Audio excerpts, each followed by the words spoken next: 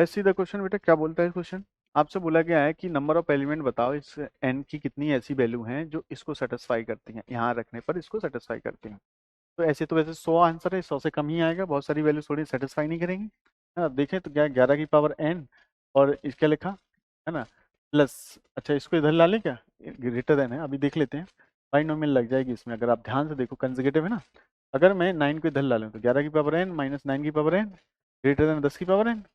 अगर इसको 11 को लिखो 10 प्लस की 1 की होल पावर एन बाइनोमियल, इसको क्या लिखोगे 10 माइनस 1 की पावर एन ग्रेटर देन क्या है 10 की पावर एन।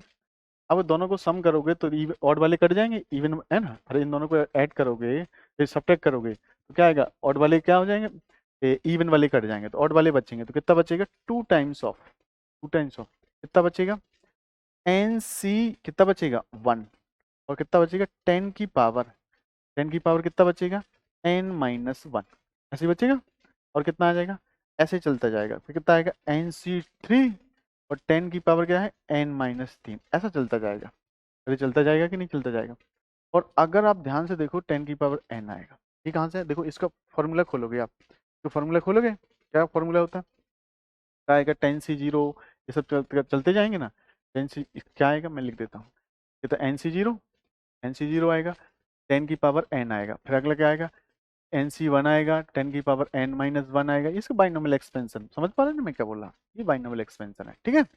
अच्छा ये वाली बात बिल्कुल सिंपल है, इसमें कोई दिक्कत नहीं। आप अच्छा एक बात बताओ, इसका वैल्यू n आएगा, इसका वैल्यू क्या है 10, तो 2 का मल्टीप्लाई एक बार कर लेते हैं तो कितना आएगा 2 इंटू कितना आएगा n इंटू 10 की पावर कितना आएगा n-1 प्लस 2 इंटू इसको थोड़ा एक साथ क्लब कर लेते हैं NC3 10 की पावर क्या है n-3, ऐसा चलता जाएगा। और कितना है ग्रेटर देन 10 की पावर n। अगर आप ध्यान से देखो ये क्या है, अगर मैं n का वैल्यू ले लेता हूँ, देखो 5 ले लिया तो कितना आएगा 10 ये बन जाएगा 10, और 10 की पावर n-, तो ये 10 की पावर n हो जाएगा। तो ये वाला पोर्शन बराबर किसके हो जाएगा, इसके बराबर। तो ये वैल्यू तो आपकी कुछ भी हो, थोड़ा बहुत तो पॉजिटिव हो गई, पॉजिटिव है तो पॉजिटिव होगा, इसका मतलब ये वाला क्वांटिटी इससे तो बड़ा ही होगा, क्योंकि ये वैल्यू कितना बन जाएगा 10 की पावर n बन जाएगा। ये कब, जब n का वैल्यू मैं अगर 5 ले लेता हूँ, 5 ले लिया तो ये वाला क्वांटिटी सेम हो जाएगी, 5 से छोटा लेंगे तो ये बराबर नहीं हो पाएगा, राइट।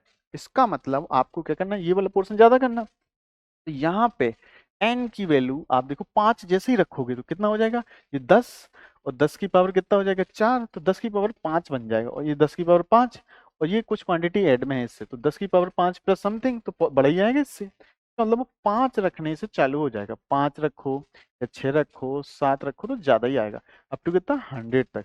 ये कितनी वैल्यू है, आपको ऐसे कितने एन है नंबर बताना, तो आपका 1 हट गया, 2 हट गया, 3 हट गया, 4 हट गया, 4 वैल्यू हट गई, बाकी की टोटल कितनी वैल्यू है, टोटल वैल्यू कितनी है 96 वैल्यू है, कितनी है 96।